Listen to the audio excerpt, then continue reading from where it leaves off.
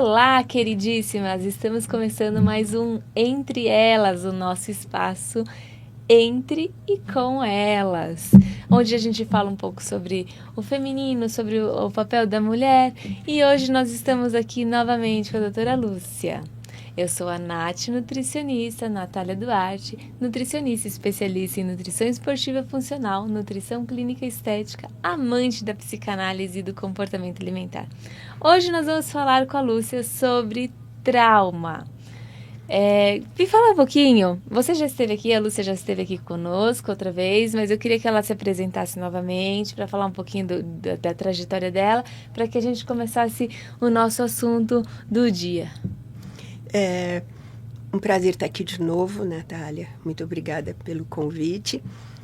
Obrigada por todas vocês que estão aí do outro lado nos ouvindo. Eu sou Lúcia de Bartolo, tenho 77 anos, sou psicóloga, estudei nos Estados Unidos, na Califórnia, estudei na Inglaterra.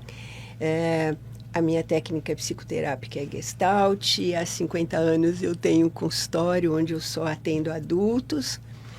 E mais atualmente eu tenho mais uma pós-graduação em trauma, neurociência e saúde mental. Sou absolutamente apaixonada pelo que eu faço e vale dizer que os títulos que eu mais gosto é que eu tenho 3 filhas, 3 genros e 3 netos que são absolutas joias. Estou aqui para conversar com vocês, apesar de um assunto que dói, mas que quanto mais nós esclarecemos e falarmos sobre trauma, mais nós colaboraremos para o alívio da dor das pessoas. Muito interessante. É muito prazer ter você de novo. É sempre muito bom conversar com você. Agora eu queria saber primeiro o que caracteriza um trauma, o que é um trauma, né? Mais especificamente, existe um parâmetro que indica trauma? É uma coisa subjetiva? O que é o trauma? O trauma é uma resposta emocional a uma circunstância, uma situação, um evento que gerou muita dor. Significa que esse evento foi agressivo, foi quase que desumano, porque muitas vezes é. O trauma é isso, quando aqui do lado de fora o que acontece é tão intenso que eu não dou conta emocionalmente. Isso é um trauma. Tem um autor que eu gosto demais, que chama-se Gabor Maté, ele é canadense, e ele faz uma explicação do que é trauma, que é muito lindo. E com essa explicação dele do que é um trauma, ele coloca toda a possibilidade de cura de trauma. Ele diz assim: trauma não é o que acontece com você com essa situação. Trauma é o que você faz com o que te aconteceu. Muito interessante.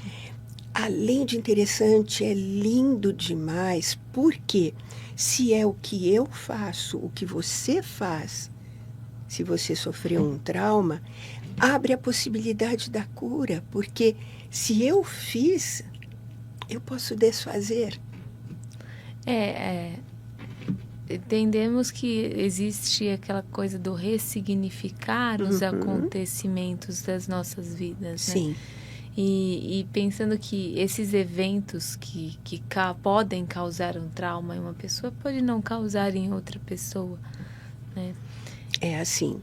E eu preciso dizer para vocês que quando eu saí da faculdade, há 50 anos atrás, a única forma de cuidar de um trauma era com a fala. Felizmente, a neurociência, a própria psicologia foi caminhando e hoje, o que nós sabemos? O trauma guarda marcas. O trauma guarda marcas no seu corpo. Mesmo que você não tenha a memória cognitiva, porque vamos imaginar, se o trauma aconteceu até 7 anos de idade, onde o lobo pré-frontal ainda não está desenvolvido, toda essa memória vai ficar aqui no lobo primitivo, que é o dorsal. Então, a pessoa, a grande maioria, quando acontece muito cedo, ela não lembra, mas ela sente. E aqui é a beleza de como nós cuidamos de trauma hoje, porque a pergunta não é, fale sobre o trauma. Não. A pergunta que alivia a dor, que promove um não sangramento, porque trauma é uma ferida que sangra. É você virar e dizer o que aconteceu com você, onde dói. Se a pessoa ela não tem essa consciência desse evento traumático, qual que é a diferença entre evento traumático e trauma?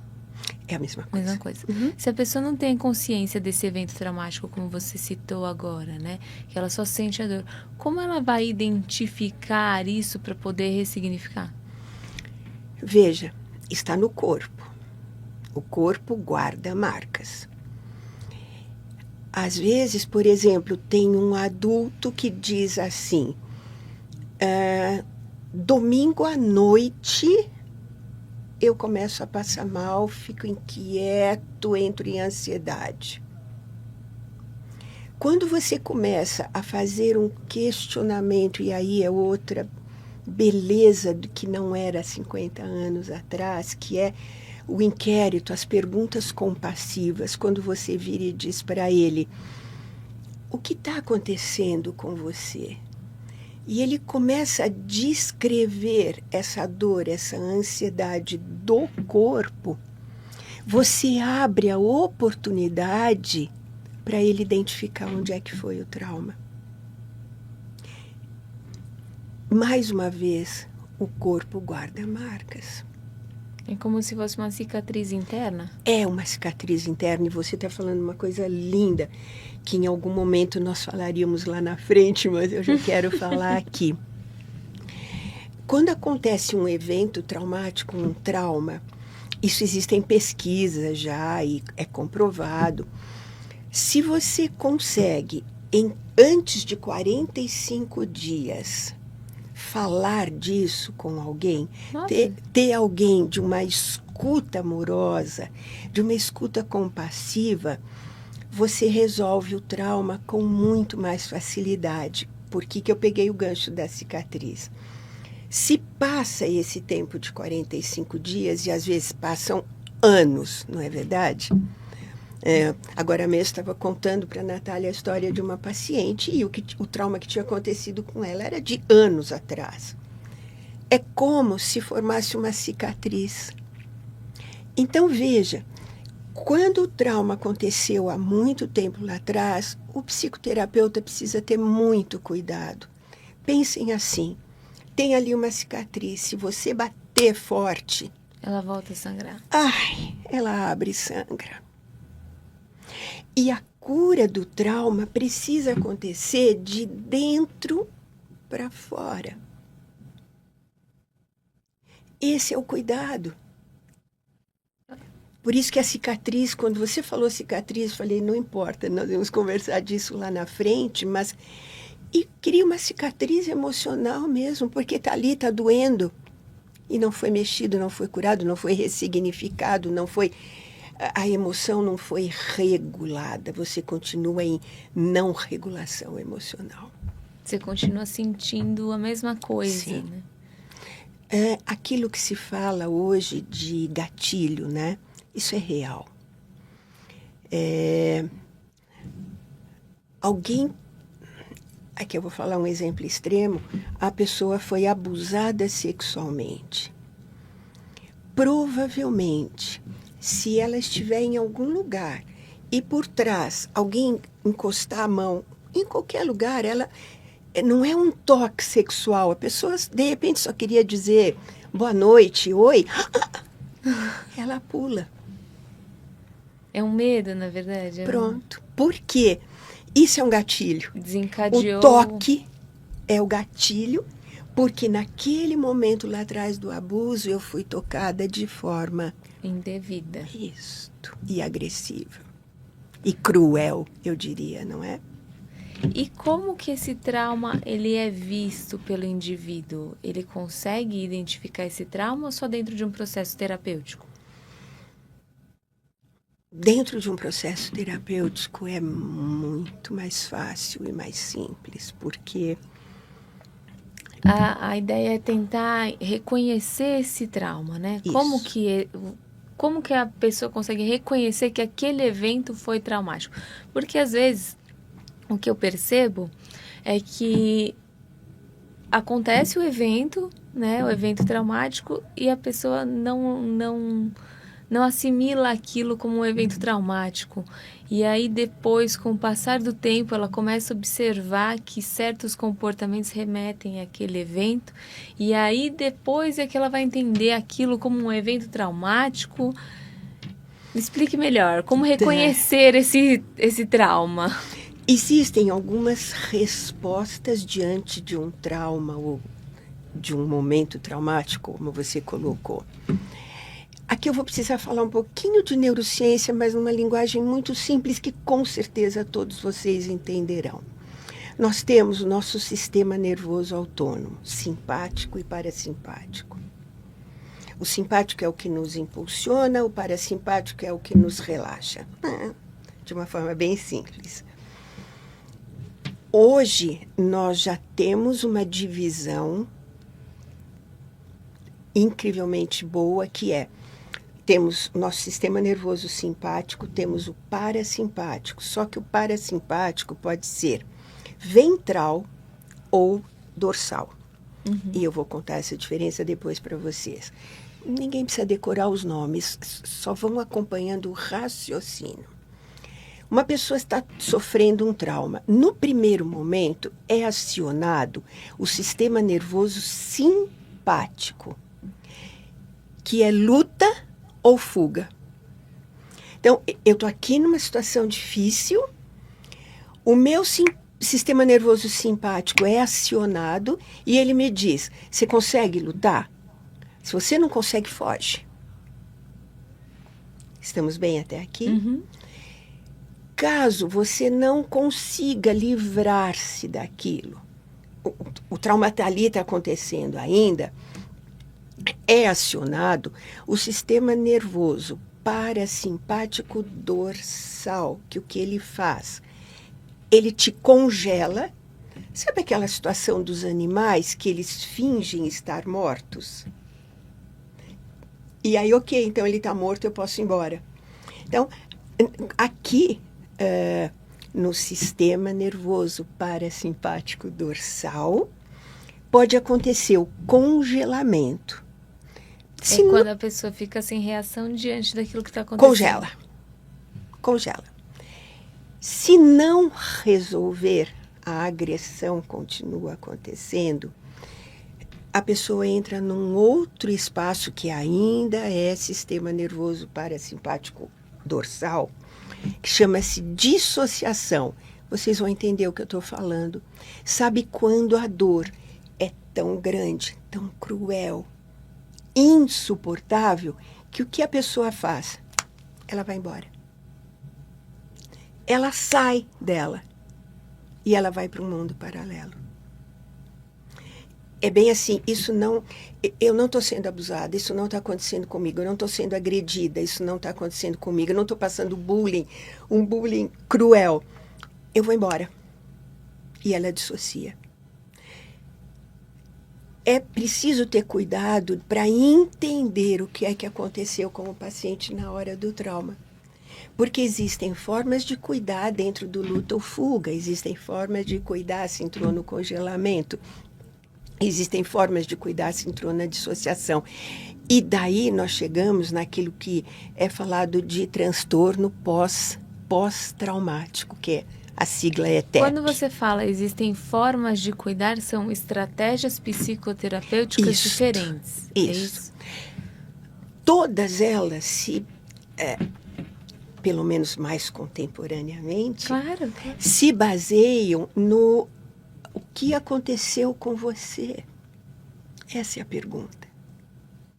Não é fala do seu trauma, não. O que aconteceu com você? E levar o que você está sentindo agora. Isso tem muito a ver com Gestalt, porque a Gestalt pergunta como você está agora. Então, é dizer para o paciente, como é que você está agora? E aí, você ter um diálogo compassivo, porque a pessoa pode te dizer, nossa, apertou meu peito. Nossa, meu braço começou a doer. Esse é o sintoma, né? Esta é a marca que foi feita no seu corpo na hora do trauma. Daí nós partimos deste lugar. Tá bom, mas como é esse aperto? Você consegue perceber? Fecha um pouquinho os seus olhos. Vamos respirar um pouco. O que é que você percebe com essa dor? Está sendo suportável? Se não estiver, você diz não, nós paramos e continuamos num outro dia. E aí você vai levando o paciente e ele, de repente, olha que coisa incrível. Ontem à noite eu estava atendendo um paciente e ele disse assim, um homem, lembra que eu falei para vocês que está cheio de homens que fazem terapia hoje? Ele disse assim, doutora Lúcia, eu vou trazer uma questão que eu não sei se você pode me ajudar. Eu não consigo aprender inglês. Eu começo e paro, começo e paro, começo e paro. Mas acho que não é bem a senhora que vai me ajudar, né? Aí eu comecei nessas perguntas compassivas, amorosas. Nós chegamos num lugar que era, você não aprende mesmo. Você nunca vai dar certo. Alguém falou isso para ele na infância. Pronto. Então eu disse para ele, a sua dificuldade não é aprender inglês. Porque quando você resolver essa questão que te gerou insegurança, ansiedade, você vai aprender a falar inglês, porque não é o aprender inglês. Porque, olha bem, ele entrava na classe, ele estudava, quando começava a ficar avançado, ele ia embora. Por quê? Porque foi na hora que ele estava num estudo avançado que disseram que ele não ia conseguir. Estou me explicando, Sim, Natália? é um processo terapêutico lindo, porque isso vai da investigação, né? É dentro do processo terapêutico, pelo meu conhecimento, é a investigação do que está acontecendo ali dentro daquele indivíduo que ele mesmo não sabe. Isso. Né? E o papel do terapeuta é assistir ele nessa investigação, nessa auto-investigação. Né? E aqui eu quero deixar um apelo para todos vocês que são psicólogos, psiquiatras, médicos. Usando a palavra investigação, que tudo bem, investigação, inquérito, não importa, sejam compassivos. Porque não é fala do seu trauma. Você vai retraumatizar o paciente. É ter o cuidado, a empatia, criar uma conexão. Você precisa criar uma conexão segura com o seu paciente. Se ele não perceber a conexão segura, ele pode retraumatizar. Então, não é brilhante. Consegui que meu paciente me contasse. Credo, não quero nem ouvir. Não é assim que se trabalha com trauma. As histórias, elas são muito bonitas, né? Quando você escuta as histórias dos pacientes, porque aos poucos eles vão se descobrindo dentro deles mesmos, entendendo os movimentos que eles fazem para que essa dor saia, né? Porque quando a gente fala de dor, o trauma, ele é a dor, né? É aquela coisa que impede ou dificulta a vida da pessoa, aquela dor que dificulta. E às vezes isso acaba indo para o próprio físico, né? Como na fibromialgia, né? Isso. O trauma, você levantou muito bem. O trauma, ele compromete o cognitivo, o físico, o emocional e o relacional. Vamos falar mais sobre isso no próximo bloco, porque eu estou gostando muito dessa conversa, e essa parte do relacional é muito interessante da gente falar, porque realmente muitas vezes o trauma dificulta a relação do indivíduo com o mundo, não só com as outras pessoas, mas com o mundo mesmo. E eu tenho certeza que a doutora Lúcia vai poder trazer muito conteúdo para a gente no próximo bloco. Então eu espero você até daqui a pouco.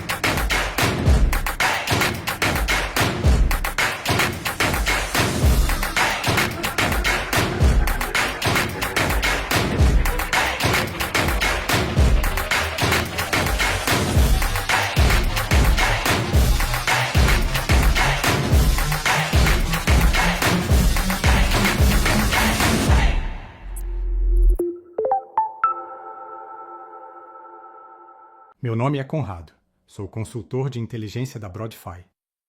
Imagino que você pode estar pensando, um canal de televisão só meu? Isso é muito grande para mim. Não, é exatamente o contrário. Quantas vezes a gente já não ouviu a mesma história?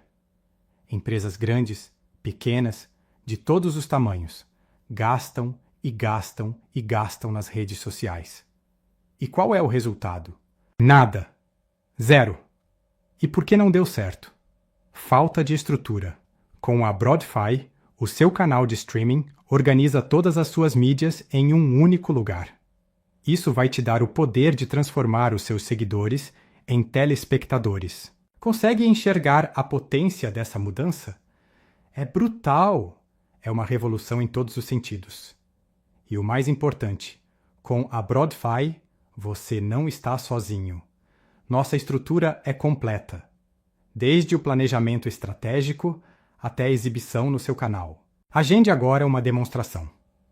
Aqui embaixo vou te mostrar tudo o que podemos fazer por você, por sua empresa ou associação.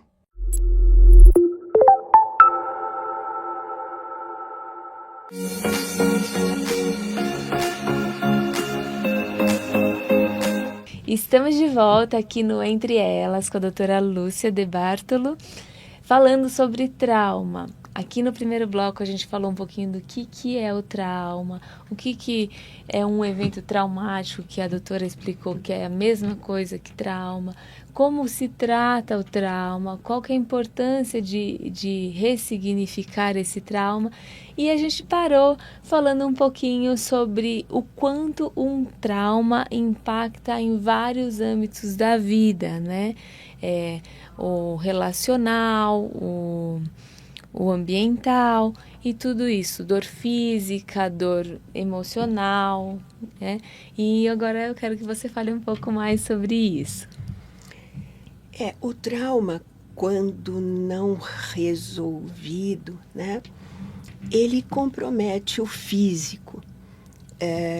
Você falou de fibromialgia, de doenças coronárias, tem todo um comprometimento físico bastante, diabetes, questões com o pâncreas, com o estômago. O trauma vai comprometendo o físico. O trauma compromete o emocional, com crises de ansiedade, pesadelos, flashbacks. Sabe quando aquela cena vai e volta, vai e volta, vai e volta? com processos depressivos, com processos emocionais de não pertencimento. A pessoa não se sente pertencente a nenhum lugar, a nenhuma pessoa. E terminamos falando das questões relacionais, porque compromete a pessoa com ela mesma. Porque muitas vezes a pessoa se sente culpada pelo que aconteceu. Isso tem um preconceito no abuso sexual, de que a culpa foi minha porque o meu vestido era curto, ou porque eu ia perguntar justamente isso, se isso não tem relação um pouco com o gênero, né? Tem. As mulheres... É que o abuso sexual acontece também com os homens, vale lembrar. Tem muitos homens que foram abusados sexualmente. Homens também se sentem culpados pelo próprio abuso? Também.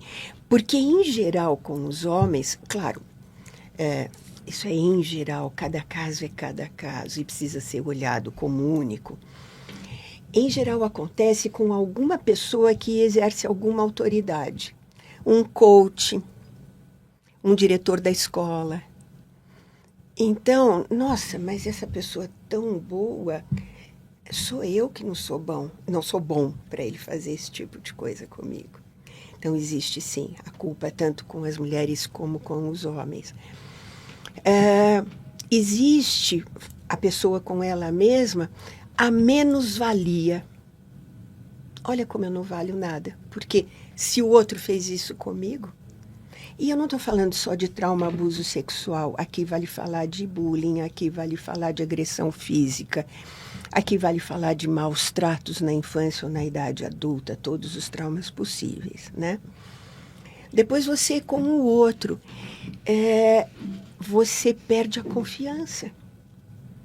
Se você foi agredida, desqualificada, humilhada, como é que você vai confiar no outro? É bem complexo, né? Não é? Se o outro é capaz de uma maldade tão grande quanto essa, eu não posso mais confiar, porque aí entra aquela história da hipervigilância. Isso depois do processo de cura melhora, né? Tende a melhorar. Cura, né? Cura. Né?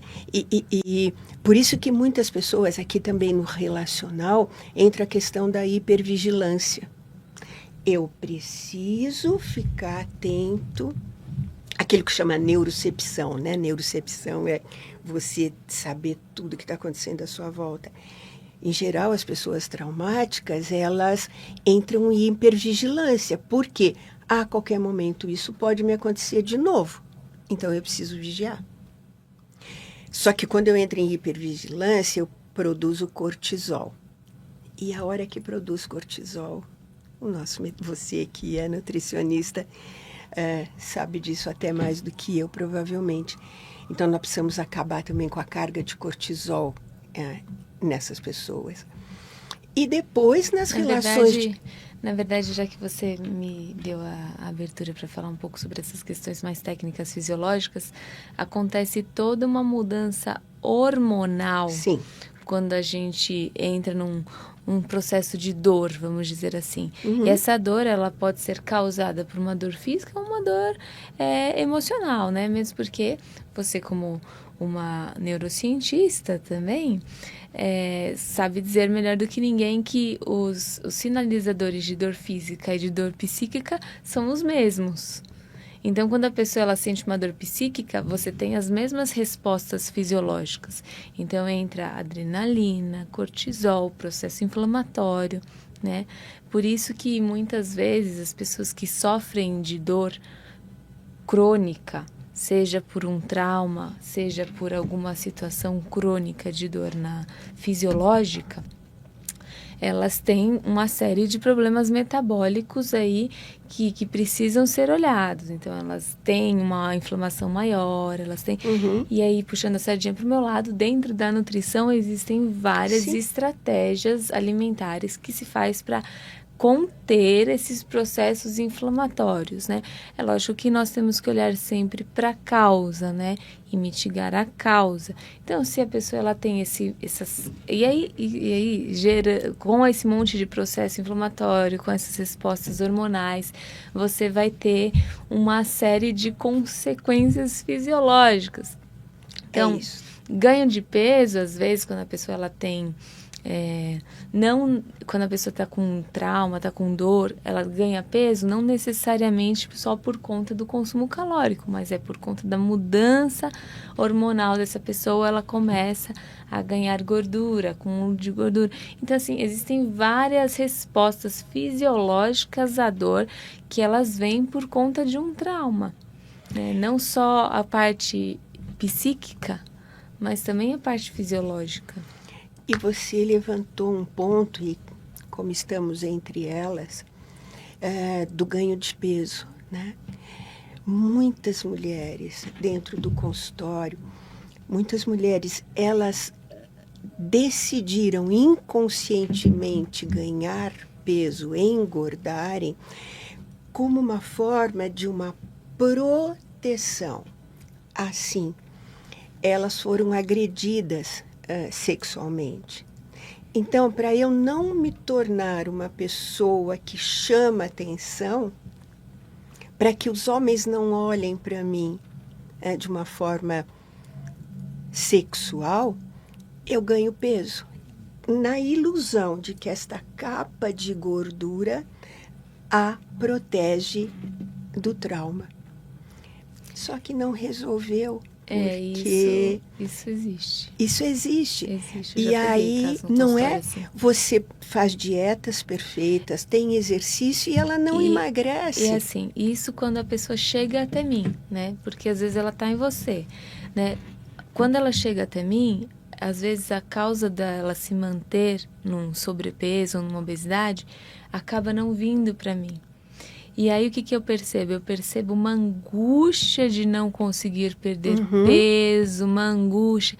E aí, como eu trabalho com comportamento alimentar, eu vejo vários comportamentos de boicote ao processo, né? Vamos parar um pouquinho aqui. É rico demais.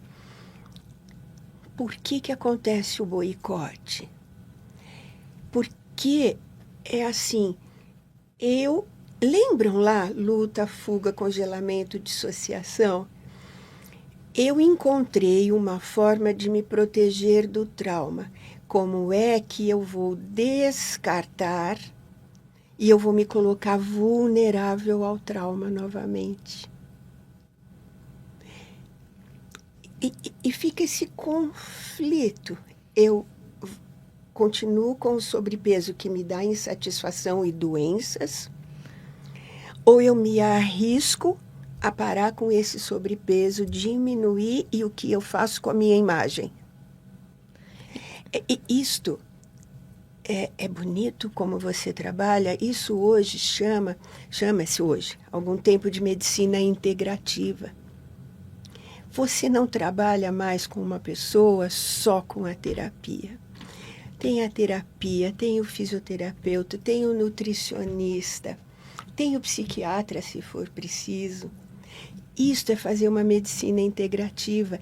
Isso é entender que a pessoa que sofre, ela não é o trauma. Ela é uma pessoa com dor. Muito bonito de pensar dessa forma. E a medicina integrativa, ela ajuda bastante, né? Quando a gente tem uma equipe multidisciplinar, Sim. etc e tal. Sim. Mas eu percebo bastante isso nos pacientes, que existe uma dor, já que a gente está falando um pouquinho de nutrição, né? Existe uma dor muito forte, principalmente quando a gente fala de compulsão alimentar, né? Então, a pessoa, ela tá seguindo no processo direitinho, começa a ter resultado, e aí ela começa a ter episódios de compulsão alimentar, né? E aí, dentro do meu setting, que a gente chama de setting, né? Dentro do meu setting, que é o ambiente da consulta nutricional, o ambiente da conversa nutricional, eu não consigo chegar, às vezes, ao íntimo da pessoa, que dentro de um processo terapêutico, no setting analítico, no setting psicológico, o terapeuta consegue chegar numa tamanha profundidade para realmente investigar quais são as causas dessas compulsões. Porque compulsão alimentar é sintoma. Compulsão alimentar é sintoma. Eu me atreveria a dizer que compulsão alimentar é vício. Vício também. E como é que acontece o vício? Nossa, isso é conversa para muito tempo, é assim. Quando a pessoa tem um trauma não resolvido, ela vai buscar soluções para livrar-se daquela dor, porque está doendo demais. E uma forma de aliviar a dor é entrar num vício. Ou eu vou beber, ou eu vou me drogar, ou eu vou comer demais, ou eu vou me autoflagelar, né? As pessoas que se cortam. Por quê? No instante, vamos imaginar que seja o vício comida, que nós estamos nesse lugar agora. Quando eu como demais, naquele exato momento, a dor do trauma desaparece. Só que depois vem culpa, depois eu não resolvi o trauma, eu só usei o vício como, e o trauma existe. E tudo acontece novamente. E aqui, Natália, vale a pena lembrarmos de novo que é assim. Não pergunta para o seu paciente por que você come demais. Não, jamais. Por que você se droga? Por que você bebe tanto? Não. A pergunta é, o que aconteceu com você? Aonde dói? A causa para a cura está onde dói. E quando você abre para o paciente o que aconteceu com você, ele pode falar da dor. A hora que ele falar da dor, nós começamos o processo de cura. Porque o trauma é passível de cura. O trauma é passível de cura desde que ele seja identificado, né? E me fala um pouco sobre esse processo de identificação do trauma. A pessoa pode entender o trauma porque ou ela começa a ter doenças físicas repetitivas que nenhum médico identifica o porquê. Ela pode sofrer de ansiedade, de depressão, de insônia e ninguém tem a resposta. Ela pode não conseguir se relacionar-se com as pessoas. Eu nunca consigo me relacionar, eu sempre, no meio do caminho, eu vou embora. Quando esses sintomas se apresentam, qualquer um desses, é bandeira vermelha, red flag. Tem um trauma aí por trás. Por quê? Se nenhum médico resolveu a questão física, não resolveu a questão relacional, não dá para entender onde é que nasceu a ansiedade, a depressão, o medo, a raiva, porque às vezes também tem isso, a perda de controle, né? Vai investigar, tem um trauma por trás. E aí começa o caminho. E é único. Cada paciente tem um caminho. O processo passível de cura do trauma é de cada um. E isso acaba variando as técnicas, depende de... Sim. O que cada pessoa se adapta melhor, né? Sim. Tem algumas questões com as possibilidades de cura do trauma terapia, lógico, mas alimentação saudável. Hoje já se fala yoga, meditação, respiração, criar uma rede de apoio saudável, cantar, porque quando você canta, você sai do dorsal e abre a possibilidade do ventral. Cantar? Cantar, dançar, Uau! Desenhar, escrever, tudo isso você pode propor. São processos criativos, então. Tudo isso você pode propor para o seu paciente. Porque, lembram-se, é preciso, antes de entrar no momento traumático, criar uma conexão segura com a pessoa. Numa rede de apoio, numa escola de dança, numa escola de canto, no mindfulness, num processo de yoga, na respiração, na alimentação saudável, no sono adequado. O sono é uma coisa que as pessoas subestimam, né? Subestimam. Posso falar um pouquinho do sono? Pode. Por favor, 1 hora antes de dormir, Desliguem esqueçam as as telas, porque essa luz branca não vai permitir que você relaxe. Sabe, eu costumo orientar muito higiene do sono para alguns Maravilha, perfis é de isso. pacientes, né? E aí, Higiene, desculpa te interromper, mas higiene do sono, o que você faz, por isso a equipe multidisciplinar, vai também ajudar na cura do trauma. Por favor, complete. Por mais que às vezes não são necessariamente orientações nutricionais, são orientações de saúde que eu, na minha opinião, todos os profissionais de saúde deveriam ter a liberdade de dar esse tipo de orientação. Então, reduzir o tempo de telas 1 hora antes de programar o sono, já cortar as telas, fazer uma programação de horário de sono, uma rotina de horário de sono. Não ficar indo dormir cada dia num horário. Tentar fazer uma rotina, criar um ritual, talvez de leitura, alguma coisa assim. Tomar um chá mais calmante, camomila, melissa, né, mulungu. São chás que são muito interessantes quando a gente pensa em sono, né? Evitar comer grandes quantidades de comida na última refeição para não ficar com empachamento. Então são coisas assim que a gente que se a gente olhar com um pouco mais de cuidado, você melhora a qualidade do seu sono, e isso é importantíssimo para você ter uma mente descansada no dia seguinte. Numa linguagem psicoterápica, você está criando um lugar seguro.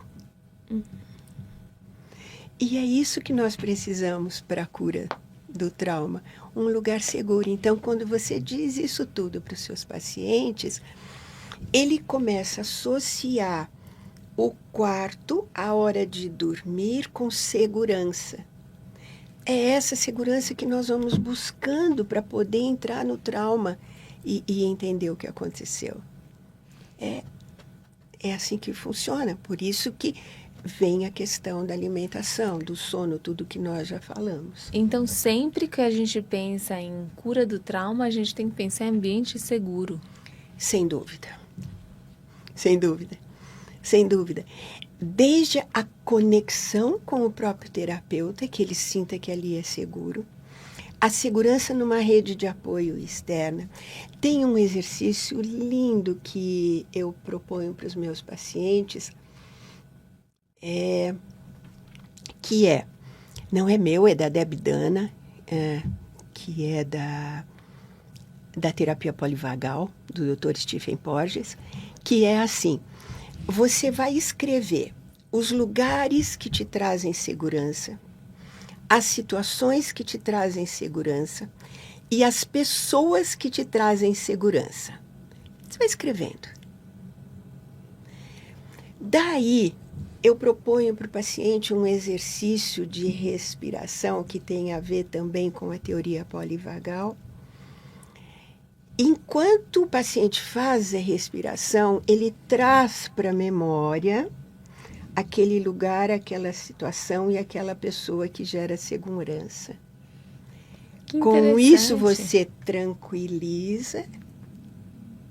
E dentro deste lugar de tranquilidade e segurança, você pode conversar sobre o trauma. Eu vou puxar o próximo comercial e eu convido você a fazer esse exercício durante o intervalo de procurar o seu lugar de segurança, a sua pessoa de segurança e a sua situação de segurança, e refletir um pouquinho sobre isso.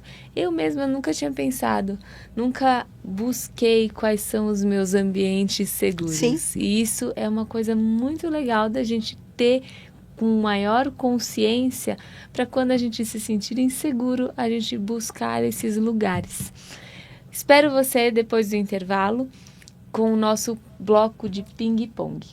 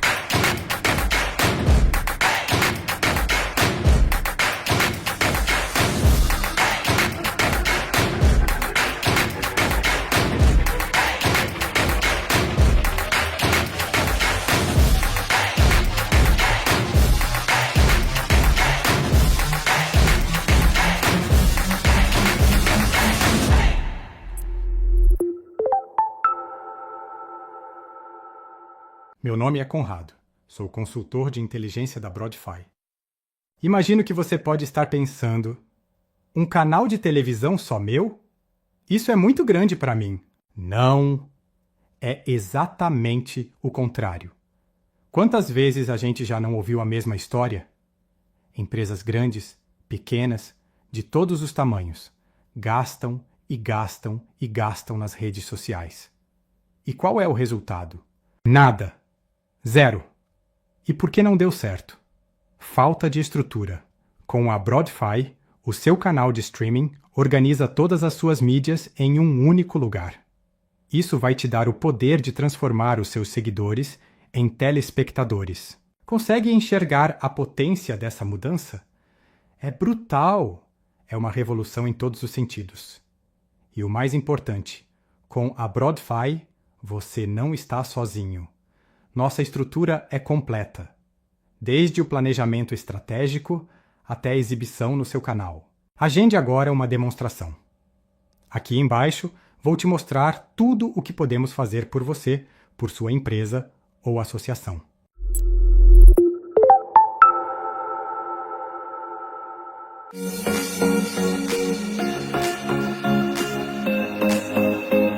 Estamos de volta aqui no Entre Elas com a doutora Lúcia, que acabou de me dar uma puxão de orelha que eu chamei ela de doutora, ela chamava só de Lúcia, mas tá tudo certo.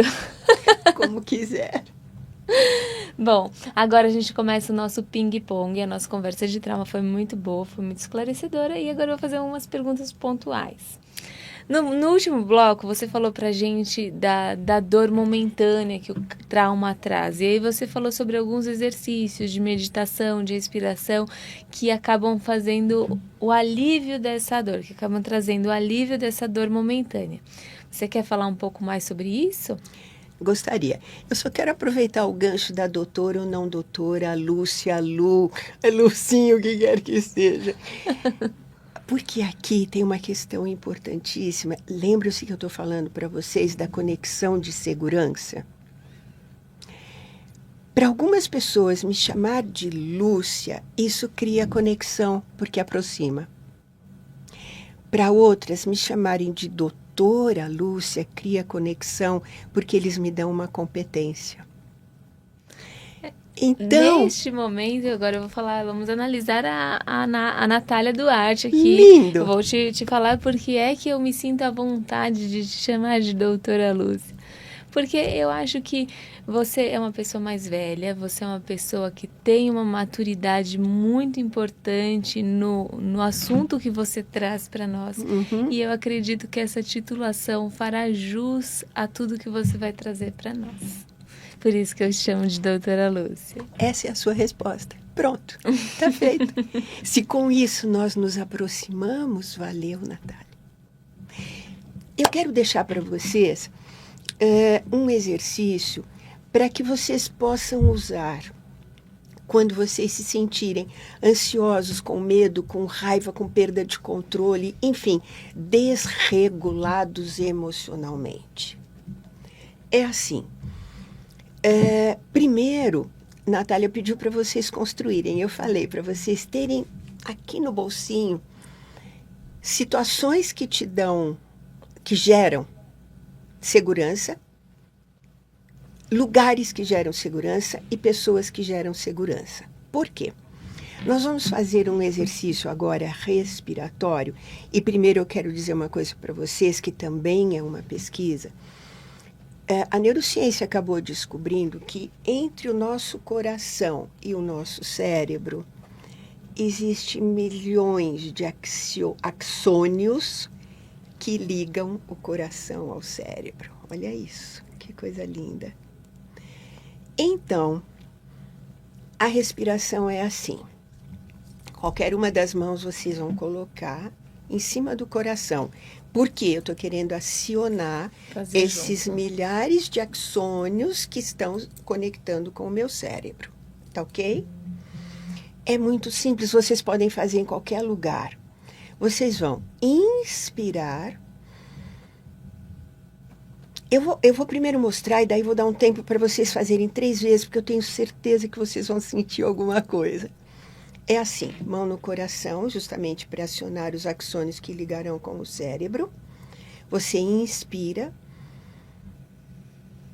segura um pouquinho que for confortável e expira. Tem exercícios 4, 4, 7, 3, números para você contar? Não precisa.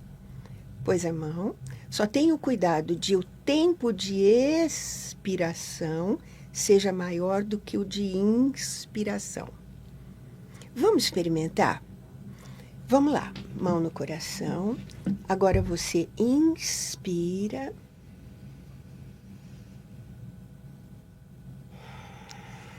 Expira.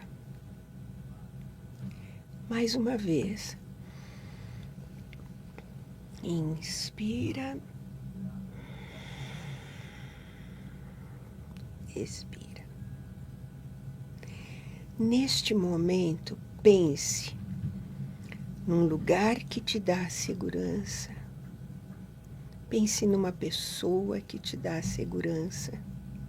Ou numa situação que te dá segurança. Inspira. Expira. Só mais uma vez. Inspira. Expira. Bem devagar, abre os olhos. Como é que você está se sentindo agora? A gente sente realmente, né, uma energia, né, uma sensação, não sei se a palavra certa é energia, né, mas a gente sente, né, um movimento. Isso, eu poderia dizer um apaziguamento? Apaziguamento, sim, poderia. Pronto. Usem desse exercício quantas vezes vocês precisarem. Com certeza, antes de vocês perderem o controle, antes de começarem a comer demais ou beber demais, o que quer que seja, inspira e busca os lugares de segurança, tá bom? Adorei essa orientação, façam, muito legal. E aproveitem essa estratégia para momentos de descontrole, momentos de compulsões, momentos de dor, que isso vai ajudar bastante. Agora eu queria saber se existem tipos de trauma. Sim. Eu vou falar de alguns só, porque existem, felizmente hoje, a psiquiatria e até a Organização Mundial de Saúde já está considerando o trauma, né? Eu vou falar de alguns básicos. Existe o trauma agudo, que eu estou num lugar e a casa pegou fogo. Isso é um trauma agudo. É pontual. Aconteceu naquele momento, naquela hora e pronto, não vai mais acontecer. Existem os traumas complexos, que hoje você foi agredida, amanhã você é desqualificada, depois de amanhã tem uma nova agressão. São os traumas que vão continuando dia após dia. Isso é um trauma complexo. Existe um trauma que, felizmente, agora está sendo considerado como trauma, que chama trauma vicariante. É o trauma que quem passa por ele são pessoas profissionais que cuidam exageradamente de outros. Enfermeiras, lembram-se da pandemia, os médicos que exaustivamente ficavam lá, eles se traumatizaram de forma vicariante, porque eles entraram em exaustão. Também é um trauma, o trauma vicariante. E existe um trauma que vale a pena dizer, porque quando a gente pensa em trauma, a gente pensa na agressão. Existe negligência. A negligência é tão traumática quanto a agressão. É traumática mesmo.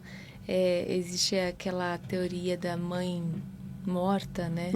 Que é a mãe negligente, que o filho ele cresce sem o afeto que ele deveria receber da mãe. Isso é traumático. Isso é traumático, porque às vezes nós podemos correr o risco de pensar em trauma só alguma coisa agressiva, cruel, difícil, inaceitável, desumana. Uma coisa ausente também, né? A ausência, a negligência é tão traumático quanto. O ser esquecido, o ser deixado de lado, não ser ouvido, não ser compreendido. Isso tudo é negligência. E vale como um trauma também. Perfeito, doutora! Estamos aqui, então nós vamos finalizar aqui nossa conversa. E eu gostaria que você mais uma vez falasse onde as pessoas podem te encontrar aí nas redes sociais, na internet. Fala um pouco pra gente. Primeiro, muito obrigada, Natália. Foram momentos bem agradáveis passados aqui com você. E eu espero de alguma forma, e com certeza eu penso que Natália aqui no Entre Elas está querendo fazer isso, que é levar algum consolo, alguma alegria, alguma paz para cada uma de vocês. Espero que isso tenha acontecido. Vocês podem entrar no meu Instagram, que é @DRA, né? Como doutora, então, @DRA Lúcia de Bartolo. Lá no meu Instagram também tem um lugar que, se acaso vocês quiserem conversar de como funciona a terapia, como serem pacientes, tem lá também um lugar, tem um WhatsApp lá que vocês podem me escrever. Tenham certeza que eu responderei. Eu não estou no Instagram só para fazer uma graça ou me envaidecer do número de seguidores, não. Lá é um propósito de vida meu, de alguma forma, poder chegar até o coração, até a alma, até o cognitivo de cada um de vocês. Se eu puder colaborar para o alívio de qualquer dor, eis-me aqui. Um beijo para vocês. Muito obrigada, doutora. Foi muito bom ter você aqui e essa conversa sobre trauma foi bem profunda. Encerraremos aqui mais um Entre Elas. Eu sou a Natália Duarte, Nath Nutricionista, e estamos aqui na TV Judaica em mais um momento Entre Elas e com Elas.